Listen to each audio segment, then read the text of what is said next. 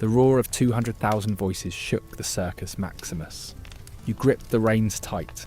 4 horses, no brakes, one mistake from death. As a chariot racer, glory was real. But so was carnage. Crashes splintered wheels and shattered bones.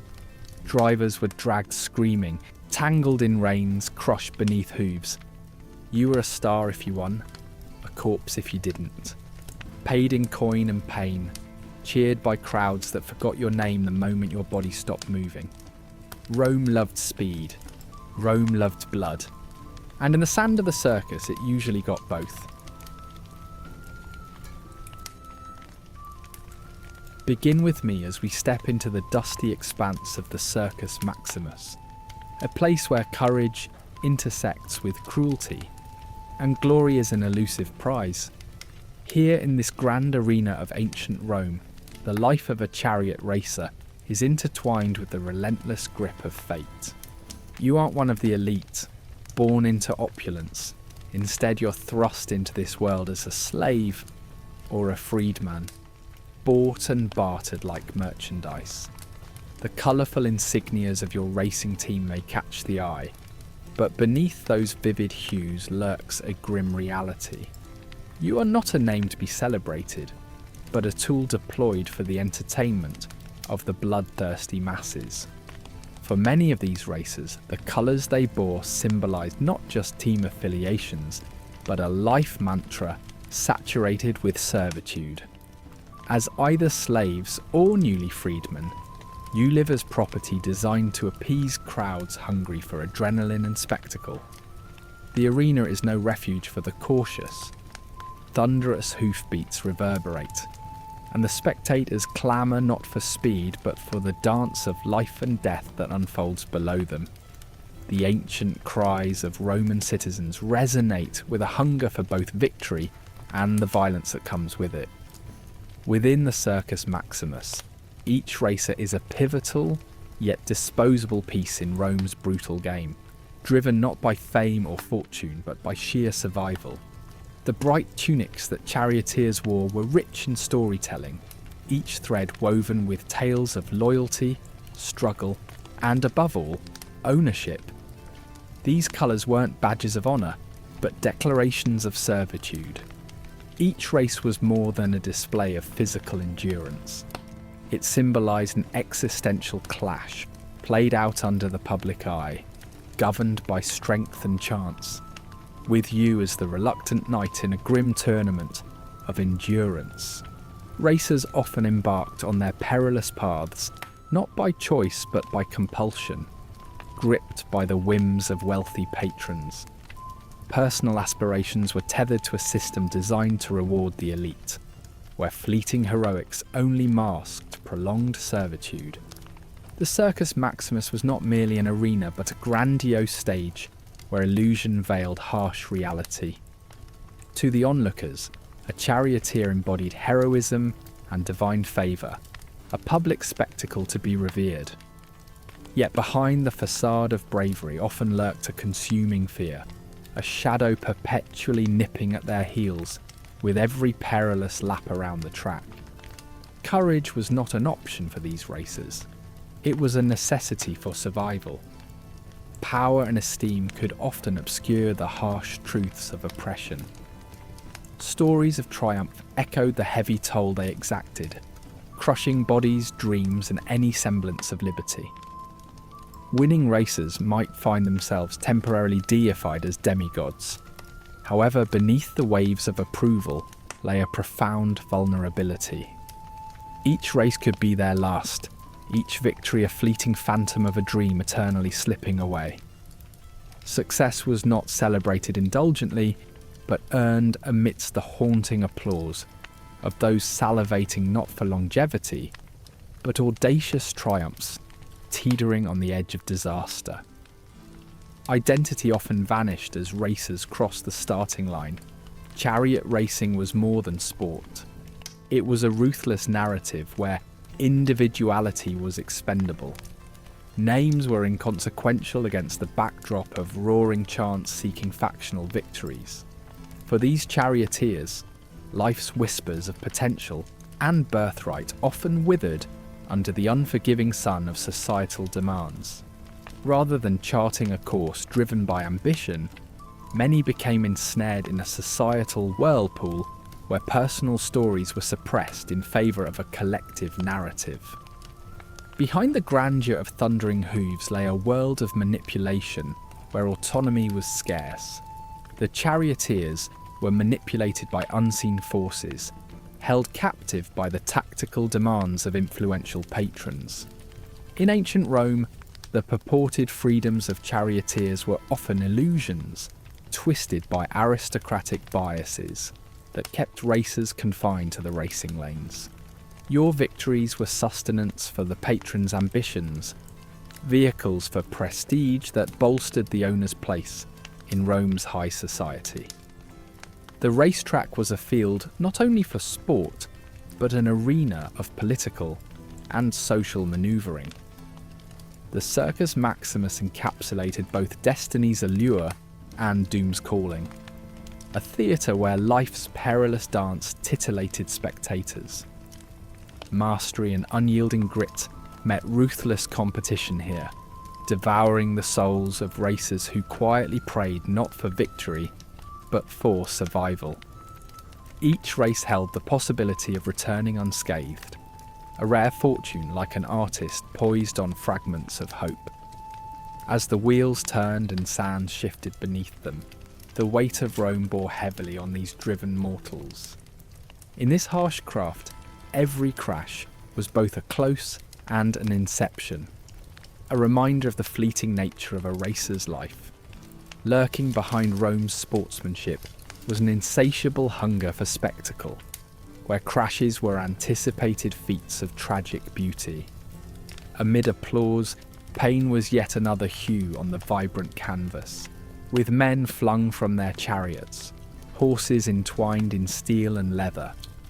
Replacement was inevitable, a relentless cycle of destruction and rebirth, as new souls took to the track, contributing to the evolving tales of survival and defeat within the enduring dust. In a world steered by divine influences, a charioteer's journey was peppered with superstition, where the gods played with mortal fates. Faith was not an accessory, but a lifeline, a communion of spirit, as complex as the circular paths of the Circus Maximus. Every race was a sacred pact between body and spirit, a dance of divine appeasement where whispered charms and invocations sought protection against the shadows of misfortune. Each line drawn in the sands of time bore stories untold, secrets hidden amidst the throng who sought heroes but often neglected the humanity beneath. Chariot races were more than contests. They bore the depth of narratives pondered silently in Rome's midst. Their lives often concluded as anonymous murmurs in the fabric of Roman legend, their existence reverberating with whispered truths born of audacity and quiet hopes. In the dim light before dawn, the world of a chariot racer awakens amid the rhythmic echoes of hooves belonging to beasts as majestic as they are powerful. These horses, renowned for raw speed and named after far-off regions like Libya and Thessaly, dwarf their human companions in both stature and consequence. For a racer, their existence is intimately tied to these creatures. The stables are arenas of their own, filled with the pungent scent of sweat and manure, and the constant clamour of snorts and stamping. Each morning requires navigating this microcosm, where towering equine frames and their raw, musky presences reinforce a sense of vulnerability and respect. Mornings in the stable are a rude affair, with wakefulness imposed by kicks or shouts from trainers and peers alike. The hierarchy is clear. Newcomers endure sharp awakenings, while veterans find only a modicum of tolerance. The night's bed of damp straw, steeped in horse perspiration, leaves a lingering reminder of each racer's fragility and the relentless countdown to the next race at the Circus Maximus.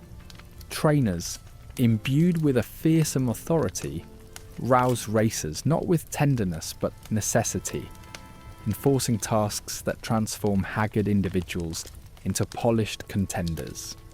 The rote of mucking stables and feeding steeds becomes a rhythm of survival, each day cementing a visceral bond between man and beast. Life among fellow racers is laden with undercurrents of rivalry and fleeting camaraderie. The stables breed a fractured allegiance where solidarity exists only until pitted against necessity. With team colours displaying loyalty superficially, the reality often leans towards deception. Colleagues may, with a hint of irony and betrayal, loosen a chariot's wheel or dust axles with grit in secretive plots. Trust becomes a precious currency, scarce and cautiously dispensed by those who balance alliances on a knife's edge. The laughter shared amidst minor catastrophes or the silent nod of understanding forges a fragile brotherhood dominated by an unswerving pursuit of survival and glory. Despite the looming threat of sabotage, any race preparation evolves into mental skirmishes as much as physical contests. Misplacing reins or modifying a competitor's equipment renders a sly advantage, often traded in whispers within the dusty expanse of the stables. Here, the unsporting sport reveals its harshest truths. Rivalries manifest in whispered conspiracies and hushed dealings that guide the racer's hand as surely as leather reins. Racers develop instincts as sharp as their mortal chances are slim, relying on cunning as much as speed to steer their fortunes within the chaotic arena of the Circus Maximus. Under unyielding eyes, trainers serve as both tyrants and protectors. These veterans of forgotten battles are mentors who curate raw potential through lessons fraught with very real pain and sacrifice. Their methods, often unmerciful but profoundly effective, sculpt blundering youths into dexterous charioteers. The grizzled trainers communicate in muted nods or stern rebukes, and impart lessons through experience both bruising and revelatory, elevating the mundane into survival's art. The stables themselves hold social nuances reflective of the entirety of Roman society's rigid structures. Status arises not from lineage, but prowess, and the strategic partnering with patrons capable of shifting a slave's fate overnight. Privileges fluctuate with each race's outcome. Food allocations and equipment often signalling a racer's standing. Navigating this complex hierarchy demands social acumen, a wit sharpened by necessity, and the silent realization that every feigned friendship is a step towards either elevation or ruin. Grime remains an inescapable constant, clinging to each racer as tenaciously as hope. Despite the overwhelming filth, from the stable's shadowy recesses emerge tales laden with humour only the weary can truly appreciate. Through jest and resilient endurance shared within confines of dirt and perspiration, racers unearth laughter, a shared solace firm against the stark reality of bruised bodies and ambitions. As the day wears on, dreams become tangible entities breathing life into the dreariness. Each racer nurses visions of resounding acclaim upon the dust-swept circus sands, tales of victors echoing among friends and adversaries alike. This pursuit of glory becomes both their compass and their curse, urging each to surpass defeat while enriching failures with lessons for future confrontation. Nightfall brings a paradoxical peace to the bustling stables, instilling moments of appeasement amid the chaos. In this twilight, a solemn serenity paints the stable's silhouettes against a long-forgotten skyline, inviting reflection amidst familiar scents of hay and silent horses. Here dreams merge with the unrelenting dark, a beacon shining stable light through racers' aspirations, urging resilience in their dusty sojourns, beneath stars tempered by experience's embrace. Beneath this quiet moonlit spell, respite settles onto weary shoulders, fleeting yet steadfast. This temporary sanctuary offers fortitude for the trials ahead, where human will meet fate's whimsical hands, both aptly judged and defied amid dust and determination. In the dim, echoing halls of the gladiatorial schools, the journey toward becoming a charioteer begins not by choice but by fate or captivity. To these men, whether brave or merely foolhardy, their destiny is not their own. The paths they tread are not paved with ambition, but with the necessity of survival in an unforgiving world. Instructors assess each hopeful's mettle, probing not just for skill in guiding a chariot, but also for the steel within that might withstand the pervasive spectre of fear and discomfort. To drive a chariot well is an art, a graceful dance across the sands, an instinctual defiance against death itself. The cacophony of training rings out in harsh command, a symphony of cracking whips and thundering hooves creating a backdrop to the grim ballet of the arena. Anticipated glory is quickly overshadowed by the stark weight of its cost. Novices first learn basics, steadying themselves on chariots that buck and sway underfoot, clinging fiercely to reins as the earth shifts and creaks beneath them, all under the ever-present shadow of fatal consequence. The brutality of the training regimen is relentless, designed to filter out all but the most tenacious. The overseer's scrutinising gaze determines who will ascend to the ranks of racer, and whose hopes will turn to dust, forgotten amidst the screams and cheers of the crowd. Quickly, newcomers understand a crucial truth. One does not merely drive a chariot, they engage intimately with the spectre of disaster, their education completed through the repeated, intentionally orchestrated crashes on dusty circuits. They come to realise that survival is a matter of timing. In crashes, understanding when and how to part ways from the chariot could mean the difference between racing another day or being absorbed into the sands, another life cut short. Every tumble is not a mere accident, but a calculated necessity. A swift exercise in predicting chaos where a perfectly executed leap might stave off doom. Immersed in relentless repetition, they endure bruises and bleed, acquiring wisdom hinged upon pain. Wrapping the reins just so around their bodies is another essential technique to master, a simple act that could prevent the lethal consequences of a misstep, leading to an agonising drag behind panicked horses. In this harsh theatre, every fall, every chaotic skid imparts lessons deeper than pain. Instruction in falling becomes indispensable, an art form itself. At first absurd, it gains clarity as trainees twist, pivot, and brace for impact with astounding precision, a plunge premeditated to protect lifeblood. In this sacred choreography, new recruits learn the delicate art of meeting Earth's unyielding embrace without yielding their lives. Understanding these techniques deepens the bond between man and beast, as trust and instinct weave a protective net.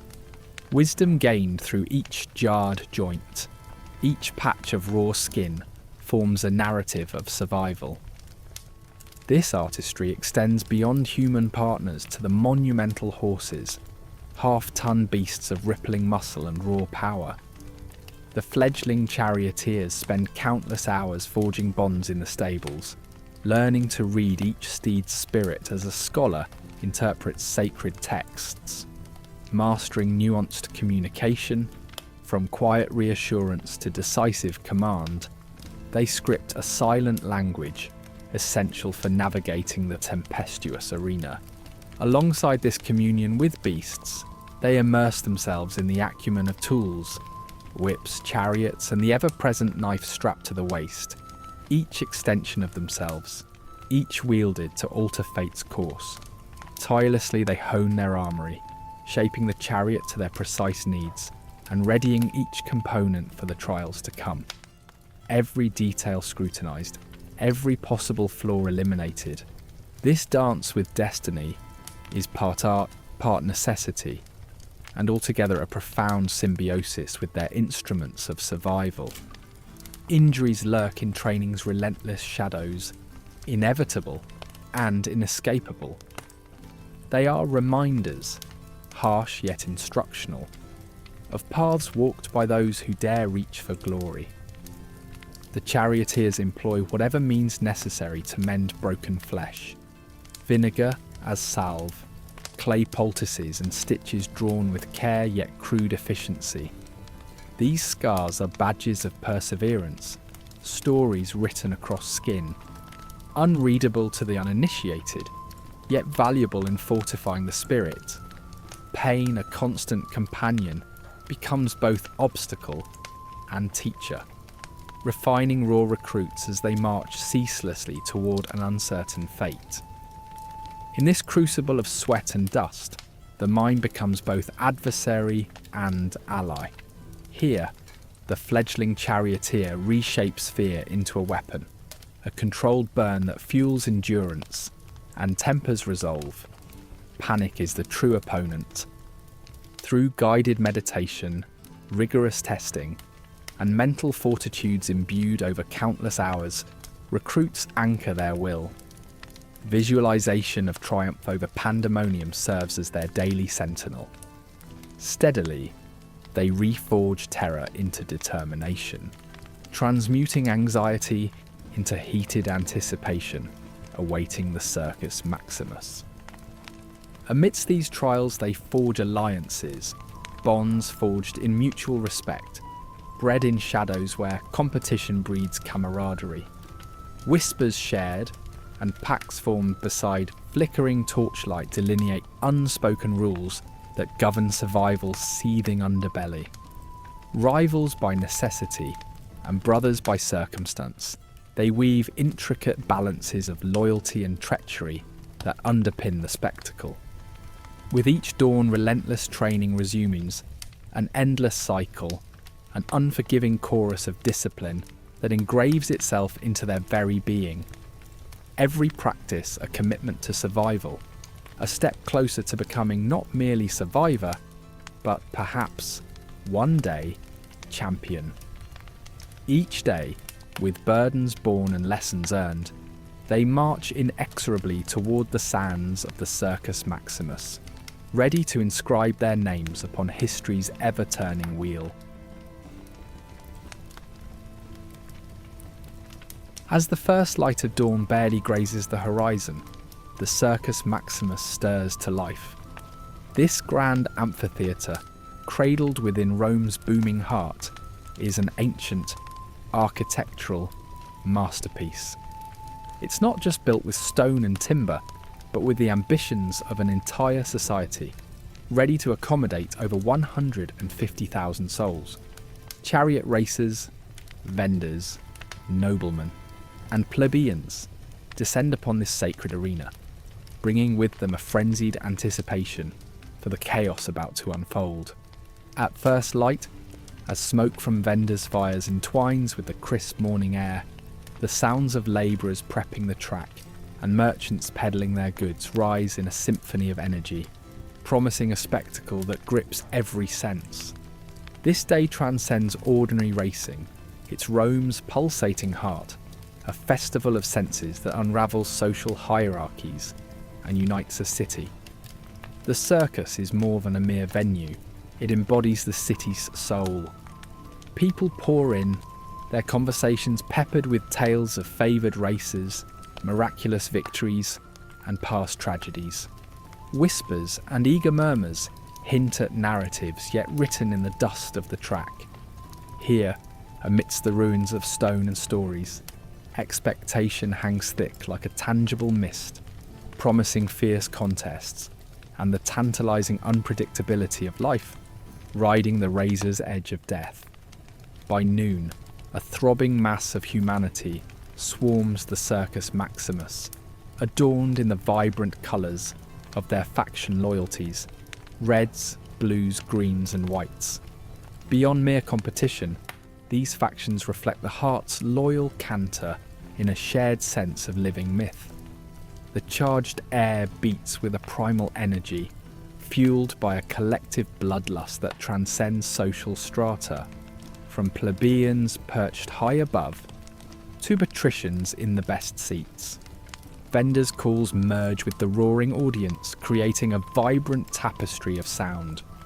The crowd thirsts for catastrophe, craves that visceral thrill born of danger, and finds a joyful savagery in the artful ballet between man, horse, and chariot. Here, charioteers dance on a tightrope of destiny, heroes manipulated by nature's whims, aware that paths of glory are littered with peril.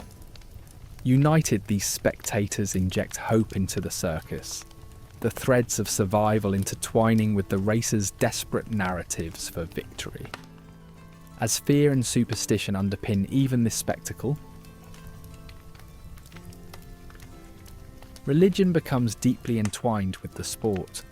Long before hooves hit the track, worship prevails. Priests sprinkle holy water in reverence to commune with the gods, inviting their blessings. Charioteers indulge in their superstitions, clutching amulet charms of Mercury and performing private rituals, hoping for protection against fate's capricious embrace. Despite their skill, a charioteer's life rests in divine hands, walking the razor's edge between probability and providence, their faith steadfast and necessary. Betting.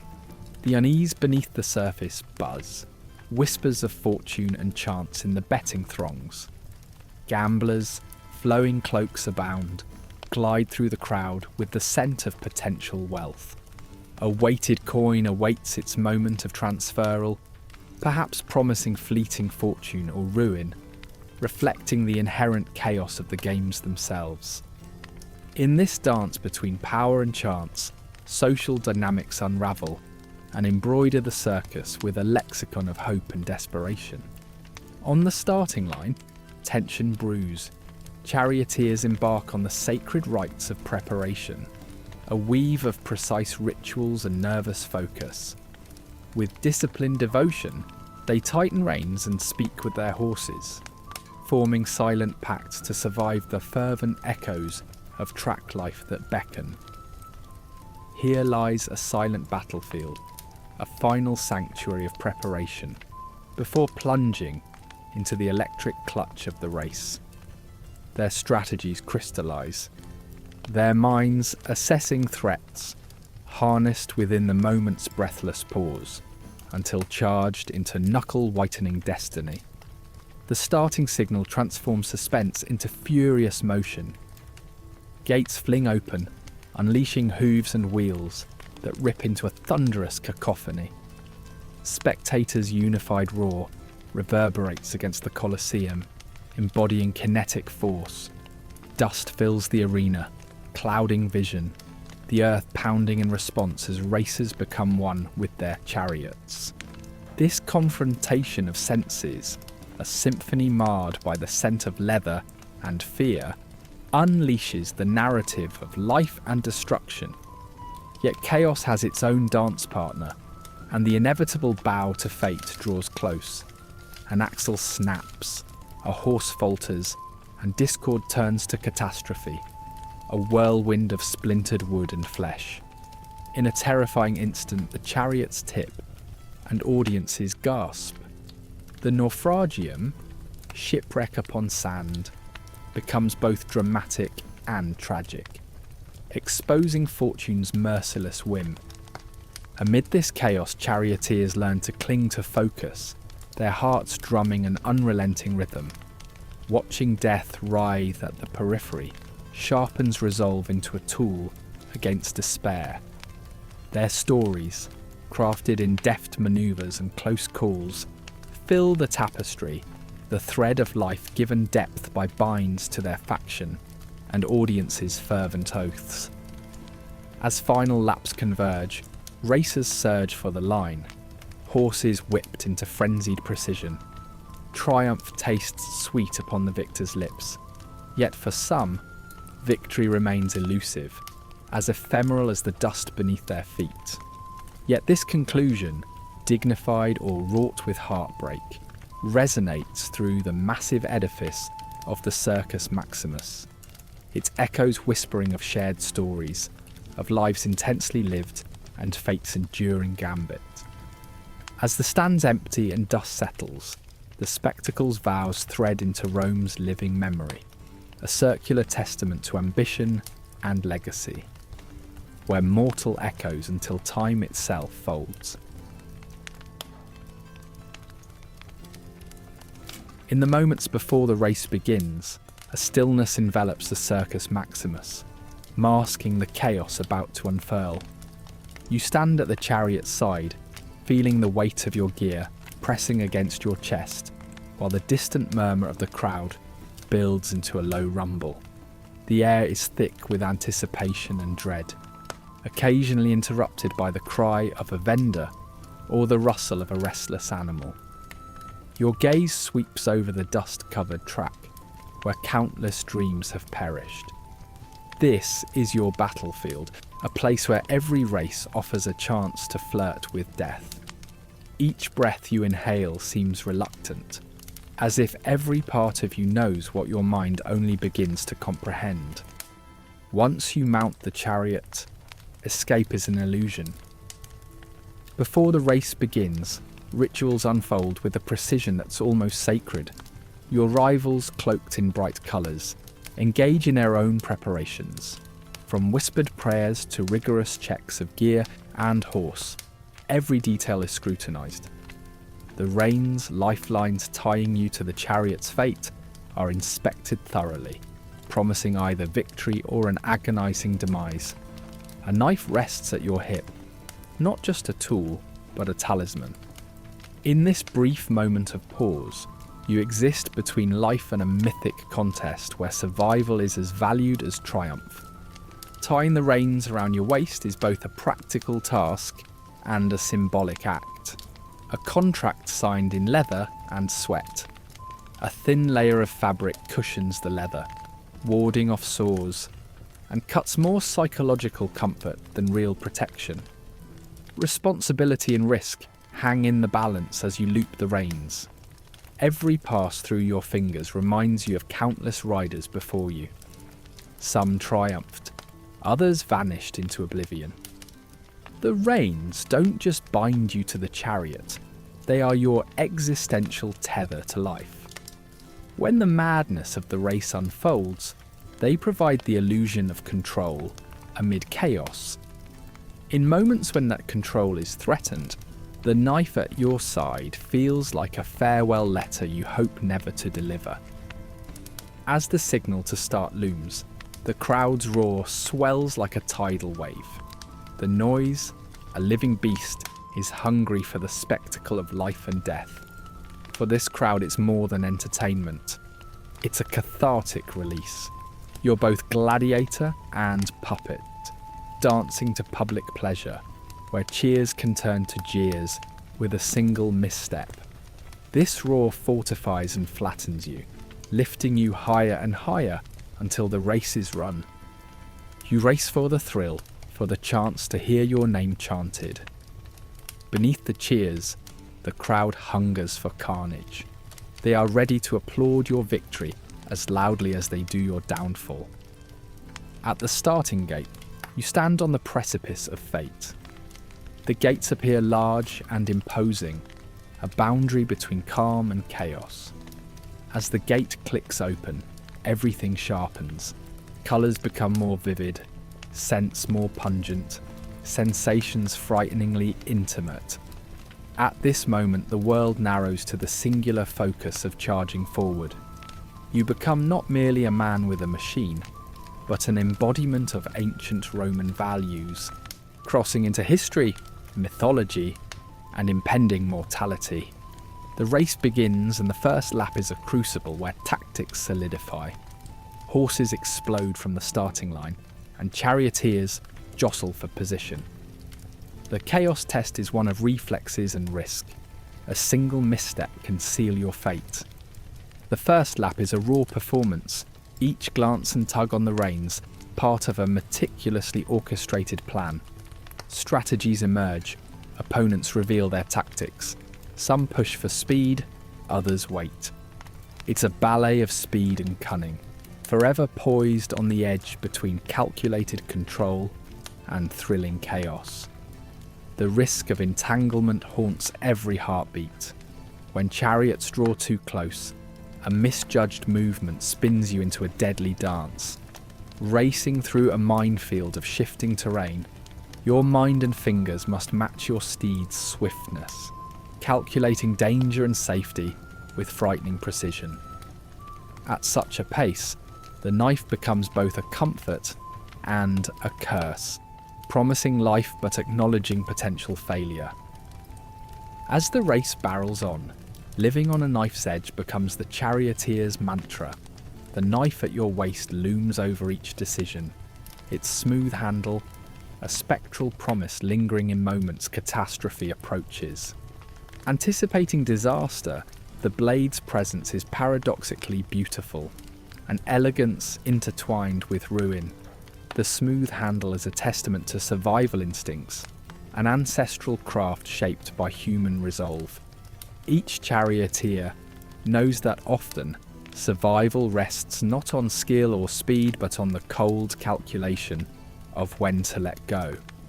Finally, as the race draws near its end, fatigue bears down, yet desperation burns hotter. The crowd's clamour is distant, and the finish line represents more than victory. It's survival, legacy, a demarcation between life and something greater.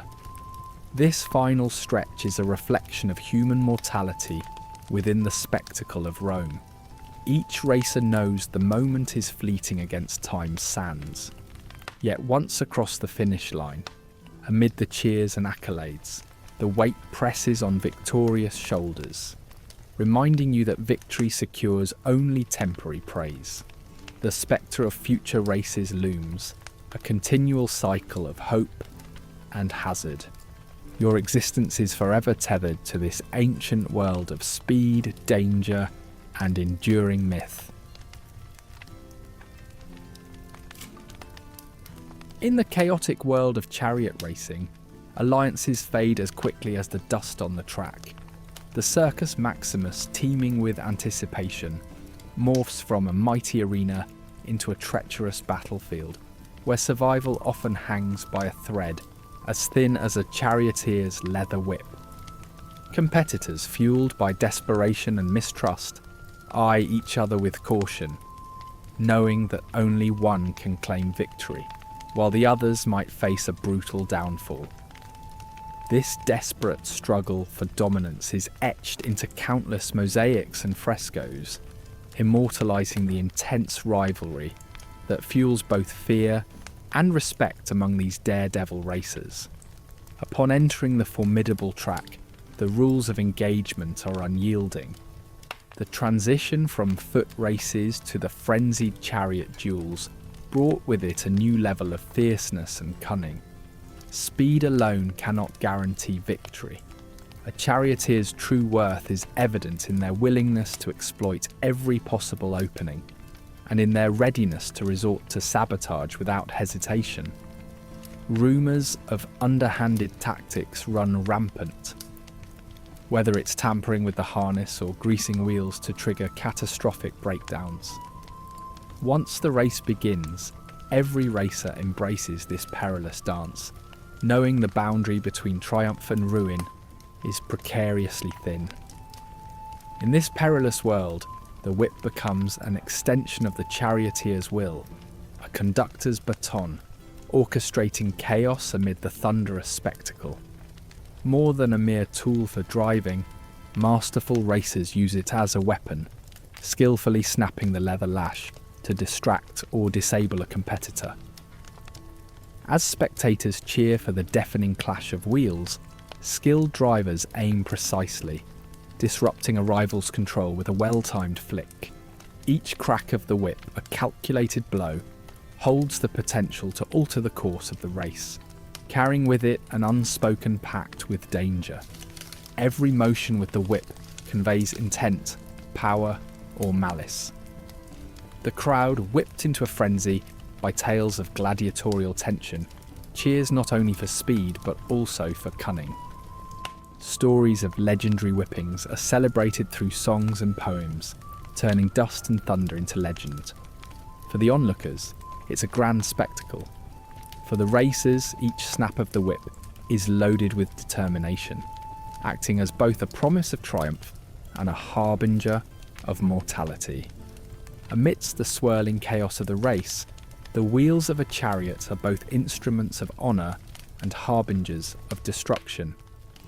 Beyond mere transportation, these spoke circles are part of an ancient strategy, turning each race into a deadly ballet. A deliberate sideswipe at the turn could reduce a chariot to a heap of splintered wood and tangled horses.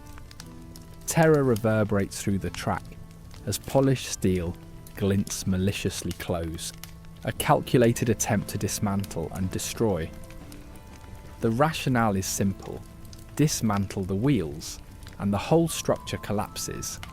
A sudden swerve or unpredictable manoeuvre becomes a weapon for those who understand the deadly art of wielding physics against a rival. Accusations of wheel sabotage linger like a spectre over the track, casting suspicion even on those who emerge victorious. The sturdy wheels, carefully crafted from wood and iron, symbolise both the unpredictability and the savage essence of Roman sporting fervour. Mastering the sideswipe is akin to a silent admission of warlike intent for these charioteers. Beyond raw speed, it takes precise nerve and a blatant disregard for safety, marking the distinction between seasoned champions and mere racers. The race isn't just about swiftness, it's a grand stage where reflexes clash with fate. A skilled charioteer uses the chariot as both a mechanical beast and a sentient force, ready to execute deliberate and strategic dominance with every tight manoeuvre near collision, a respected, feared, and hated tactic. Off the track, a web of deceit and treachery unveils itself, adding another layer of danger to these harrowing races. Charioteers, dependent on their team's victories, navigate a complex world filled with personal feuds and betrayals. Yesterday's allies become tomorrow's enemies, fueled by greed or ambition. Dark alleys echo with whispers of sabotage, filed down axles slick grease, and plots to poison rival horses for personal gain. In a world rife with deceptions, strategy stretches beyond individual competitors and extends to teams plotting behind the shimmering dust of the Circus Maximus. The blend of courage and cunning in this race of life and death forms a time-honoured spectacle where mere survival is an achievement. The charioteers weave a colourful tapestry of ambition and betrayal, where every grain of dust tells of the lengths to which they will go to seize victory. As allegiances shift with the sands beneath their feet, each charioteer rides into the dust, part warrior, part gladiator, each bid for glory veiled in an eternal duel of grit and guile. In the clamour of the Circus Maximus, the term naufragium aptly captures the essence of chaos, a chariot mishap akin to a shipwreck, where both racers and horses are thrust into a maelstrom of sand and splinters. This calamity isn't just an accident, but a merciless crescendo, vividly illustrating the frail meeting point of human resilience and vulnerability. As the arena fills with the sounds of splintering wood and the cries of men and animals, the enthusiasm of spectators grows louder, a grim testament to their appetite for devastation. To them, a chariot collapse, with its whirlwind of limbs and shattered wood, forms a perverse centrepiece, an awe-inspiring spectacle among the bloody tableau of Roman sport.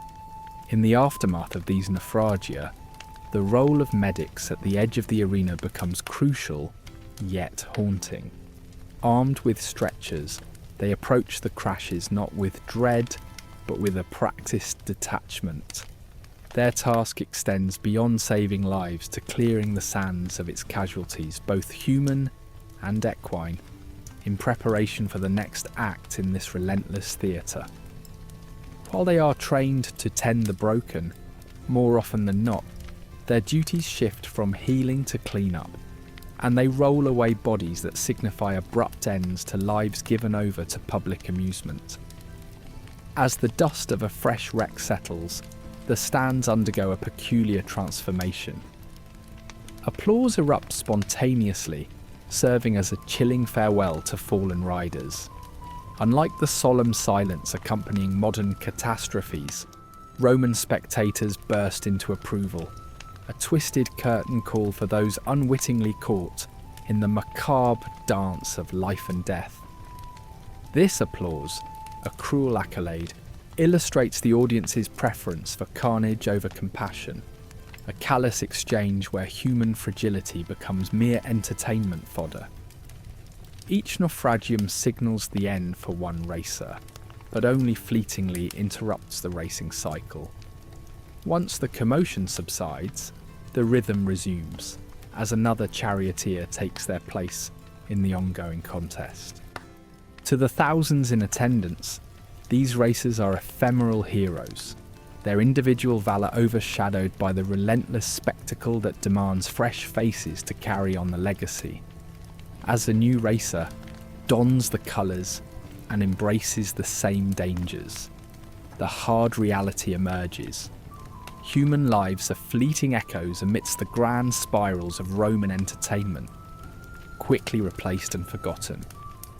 For the racers, survival is a delicate tightrope walk between skill and fate. Each race presents a gamble where skill interweaves with luck. Neither can be complete without the other. The menacing unpredictability of the track, splintered wheels, panicked horses, and fierce competitors looms as more omnipresent threats. Statistically, few charioteers retire intact. Instead, lives are marked by scars, broken bones, and near misses. This unrelenting cycle of danger and survival fosters a silent despair beneath the racer's awareness of how thinly strung a charioteer's existence is in the broader pattern of Roman spectacle. The brutal efficiency of these races illustrates the calculated disposability ingrained over generations. Despite advancements or shifts in ideology, this notion remains unchanged, a core tenet of Roman pageantry that elevates the sport into a grand spectacle, where human worth dances between noble aspiration and grim necessity. The charioteers, products of an age-old tradition, play roles in a perpetual yet bloody machine that continually captivates and defines Roman identity. Occasionally the frenzy pauses to honour fallen heroes with temporary memorials or funerary races that cast a fleeting solemnity over the arena. These tributes briefly acknowledge those consumed by naufragium. Despite the irony of paying homage only to the deceased within a culture enamoured with spectacle, these moments offer charioteers solace and place them in stories retold around firesides. Yet, as the memory flickers before its inevitable dimming, the reality that a racer's value lies in their narrative of triumph and defeat resounds again. Despite the macabre celebrations post-naufragium, Rome's thirst for such primitive entertainment remains unsated. Each crash enhances rather than diminishes the demand for bolder spectacles. The unyielding public appetite continually frames Rome as both the crucible and the reflection of its excesses. The games, with their brutal churn of life, form the foundation upon which Rome builds its grandiosity. an enduring testament to human perseverance amid fragility, vividly etched into the social fabric. The parallels between chariot racing and gladiatorial games highlight a shared stage of human expendability. Both spectacles revel in human strife, uniting racers' speed and strategy with gladiators' martial prowess. Each chariot wreck underscores a harsh truth. Like gladiators, charioteers too are disposable entertainment instruments, celebrated briefly, swapped out easily. Ultimately, the storied races imbue history with tales of valour, shaping narratives beyond individual lives surrendered to naufragium. Although many races passed unnoticed into the Circus Maximus's eternal sands, their legacies, made bittersweetly tangible, extend beyond mere records. Collectively, their stories mould an understanding of courage against overwhelming odds. The races, woven within larger societal patterns, echo through history, not just in dust but in the soul of an empire, entranced by valour and defined by the intersection of spectacle and human spirit. In the euphoric aftermath of victory, a charioteer rides the crest of adrenaline and roaring crowds. Yet the brilliance of such moments quickly dims, overshadowed by the harsh realities of his existence. The spoils of the race do not belong to him. They flow into the opulent coffers of the owner, the domino whose interests he represents. Despite his name echoing through the streets of Rome, the charioteer's success fills only a hollow space where wealth should be, rendering each race a fleeting grasp at an unreachable privilege. In ancient Rome, ownership transcends mere possessions, embedding itself into the very fabric of life. The celebrated charioteer, though adulated by the public, inevitably returns to the inescapable chains of servitude, a living paradox, a hero captured by ownership's gilded cage. His victories are recorded on parchment, transforming him into a commodity whose value is subject to potential wins and losses. This life of celebrated insignificance binds him, a hero in chains traded like goods across the empire. The contracts that bind these racers forge a poignant illustration of Roman transactional existence. Inscribed in ink that holds tighter than iron, these agreements dictate the charioteer's fate. At any given moment, a fall from grace or a strategic win could alter his course, shifting him as unpredictably as the horses charging beneath him. Any notion of freedom remains elusive, akin to a far-off illusion, constantly overshadowed by legal binds as binding as the spiked grips of his reins. Every contract is perilous, each renewal a wager against the merciless whims of masters who view him not as human, but as collateral, entwining his future with the perilous nature of Roman servitude. Even if freedom appears on the horizon through manumission, it comes shadowed by the ghost of past servitude.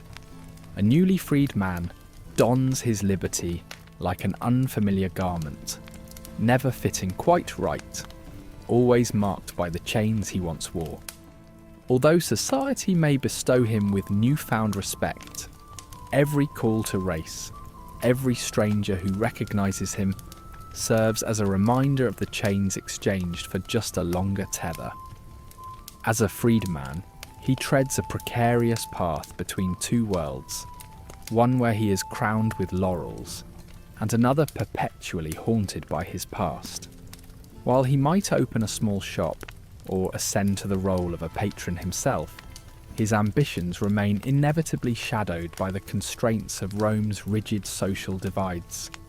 In the vibrant markets of Rome, the true fate of a charioteer reveals itself, not as esteemed athletes, but as valuable assets, their worth dictated by past victories rather than future potential.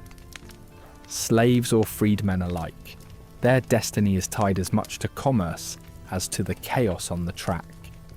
Bound to the cycle of trade, their notoriety converts them into figures of market value, forever auctioned to the highest bidder. Like goods exchanged for the Empire's gain, each race becomes a negotiation with fate, offering their bodies and souls to the Empire's insatiable appetite for spectacle and profit.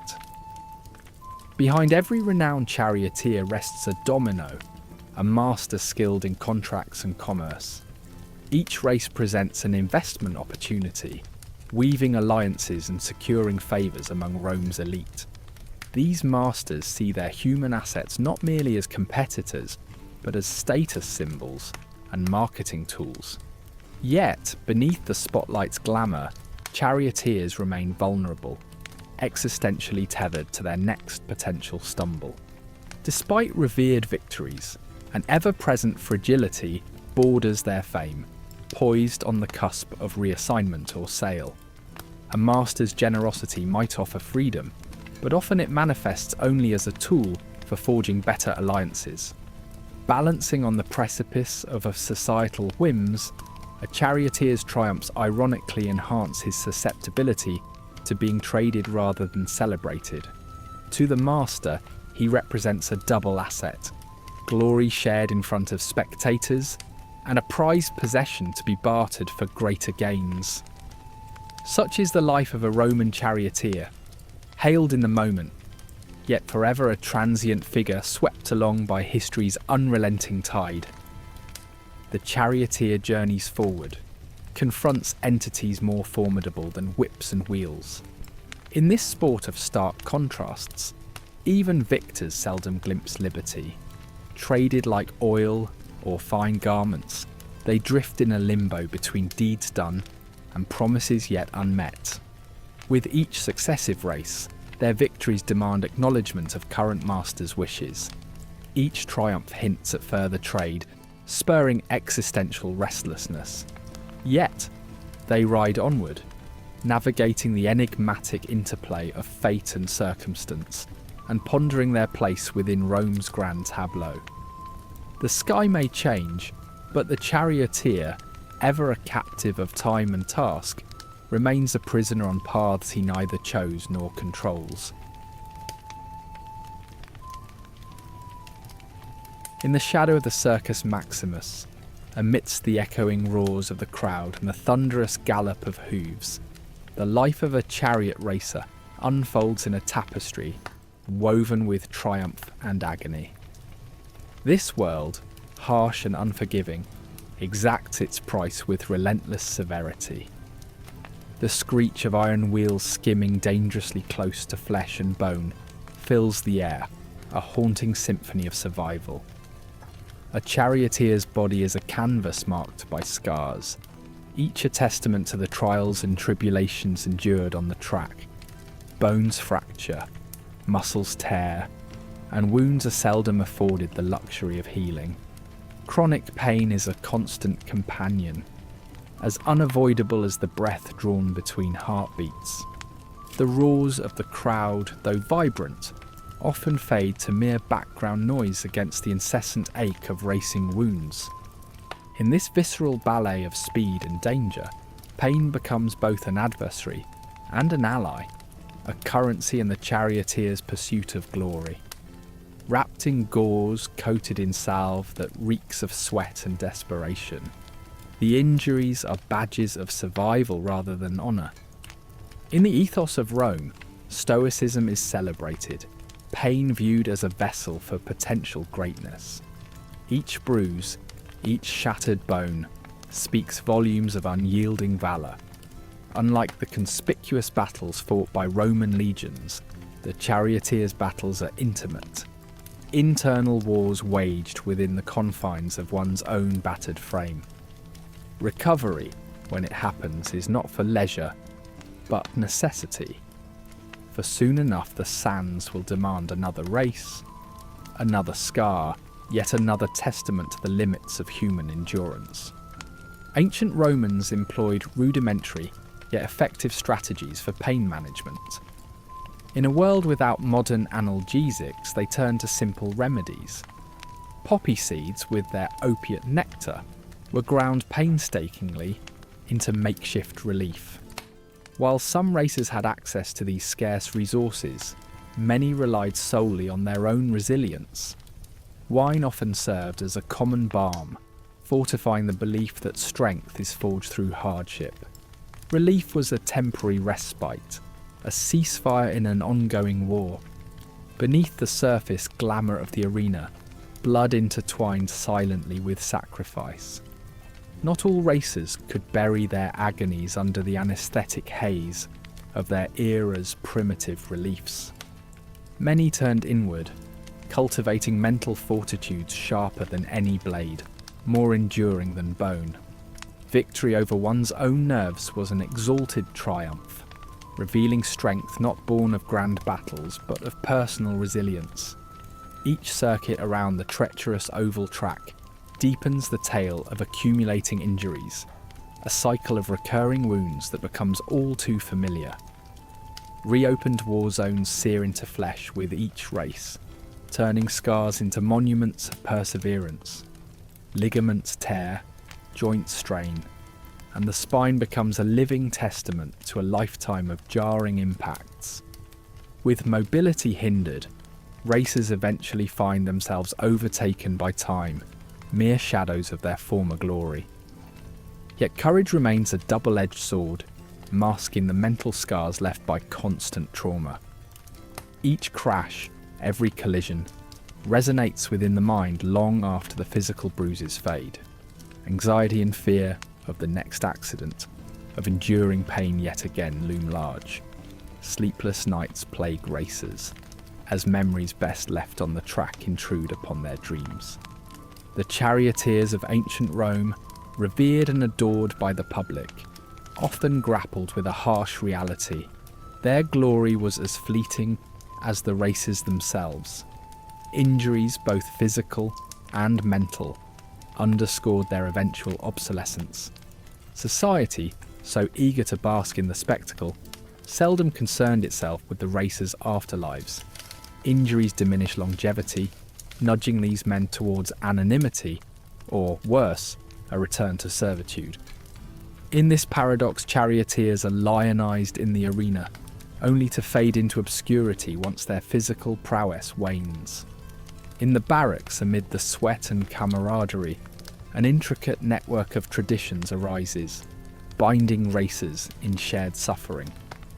Remedies become folklore, whispered among those who understand the unyielding demands of the track. Mutual survival is the glue that binds these warriors, the hope against inevitable infirmity, cementing bonds stronger than steel. For a charioteer, racing despite injuries is an undeniable truth, an oath sworn to the demands of survival. Intermittent success is stitched between bouts of pain, a dance upon a knife's edge, where each race embraces risk as a badge of courage. The ceaseless pursuit of glory requires defying personal suffering for the rush of public valour. Here, every race is not just for accolades, but for the very essence of life, tethering pride to the injuries borne without flinching.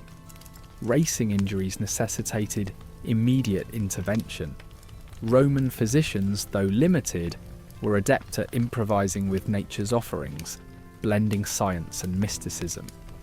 The treatments rendered were a testament to human resilience, threading successes through the failures of ancient medical practice. Even amid fierce rivalries, an unspoken bond flourished, cultivated through shared pain. The communal life within cramped quarters fostered relationships beyond mere necessity, binding hearts through common ground.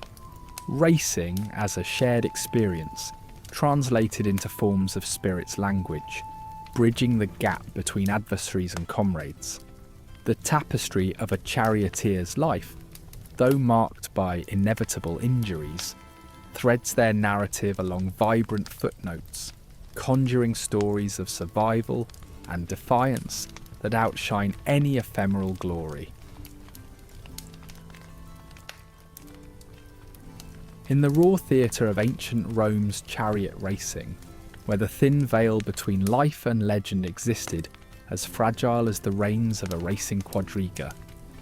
Truth unfolded beneath the fervid roars of spectators. The Circus Maximus was the grand arena where charioteers were not only heroes in life, but also legends in death, immortalised not with gold or silver, but through whispered tales that lingered like stars in the Roman night sky. Yet, the reality of achieving glory was more mortal than mythic. Charioteers hailed as heroes often found their stories shifting from triumphant to tragic, as swiftly as their chariots could turn. While some racers hoped for a radiant exit celebrated by crowds, many met their end in obscurity, their names barely remembered beyond a scratched wooden grave marker. Their fleeting glory was often a cloak that soon became shrouded in the shadows of oblivion, as Rome's relentless thirst for spectacle devoured the stories of both victors and the vanquished. Despite the endless cycle of triumph and tragedy, a few fortunate souls who captured the emperor's favour were immortalised in stone. These statues were testaments to courage, steadfast and stoic, narrating tales of bravery to passers-by in the bustling forum. To achieve such honour required more than just physical prowess. It demanded a heart attuned to destiny, willing to dance along the perilous edge of fortune and fate. That same gaze of the emperor, however, was a double-edged sword. While it could elevate a racer to temporary glory, it also carried the weight of unsustainable expectations. With each nod of approval came the pressure to perform at peak capacity, all while balancing on the razor's edge of survival in a sport that drew life from both blood and spirit. The emperor's favour, as influential as it was fleeting, mirrored the volatile nature of power in Rome. As capricious as a summer storm, prone to shifting with political tides that swirled restlessly around the majestic Circus Maximus. Beneath the brutal spectacle lay unseen hardships. Even the most lauded charioteer bore scars not visible in the grand arena, fractured bones hidden beneath armour, and torn muscles silently endured during the race, each excruciating injury a thread in the tapestry of their life, woven with pain and resilience. They bore these trials for the sake of possibility, future freedom or unimaginable wealth, a stark choice between living in agony or triumphing despite it. Paradoxically, with each victory, racers, though physically worn and diminished, found vitality in merely surviving the deadly demands racing imposed. But no charioteer faced these challenges alone. Behind the grime of daily life was a camaraderie, a brotherhood born out of shared suffering and unyielding ambition. In circles of companionship, where loyalty and rivalry coexisted, solace was found in the shared doggedness needed to conquer the unpredictable dangers of the track. Here, bonds forged were enduring, providing unwavering support amid shadows of fear and doubt. Yet alongside affection lay the ever-present drive for personal victory, the delicate balance uniting the dual truths of competition and friendship. In this realm, each racer confronted the looming spectre of replacement. Regardless of their accolades, the haunting threat of a younger, hungrier racer was constant, a stark reminder of their fleeting grip on glory. The Circus Maximus, merciless in its demands, perpetuated this cycle where only enduring tenacity could shatter the chains of potential obscurity, a dance between enduring acclaim and the silence of anonymity. The circus was far more than an arena. It was an altar of sacrifice, where racers offered up their very beings for the insatiable thirst for entertainment. With each circuit, narratives of sacrifice and revival were woven, echoing in Rome's expansive corridors as both homage and warning. The charioteers, their offerings beyond flesh and bone, engaged with destiny itself in an ephemeral dance of life and death, ultimately contributing to Rome's everlasting narrative. For most charioteers, two paths lay ahead: the grave or the gold, with no in-between. Only a rare few grasped fortune and freedom from the relentless clutches of the track. The path to victory was littered with whispers of mortality veiled just beyond, a tightrope walk between the roar of acclaim and the hush of the final embrace. Legend often rose from the ashes of human frailty, bearing the weight of history with mythic resonance. Tales of their bravery rose above the dusty arena, enduring long after the bodies that wove them had returned to the dust. Saying goodbye to the world of racing was akin to leaving a piece of oneself behind, etched in the stones of the Circus Maximus. Each farewell was a tapestry, woven with echoes of past trials and victories, leaving behind legacies shaped by both pen and sword.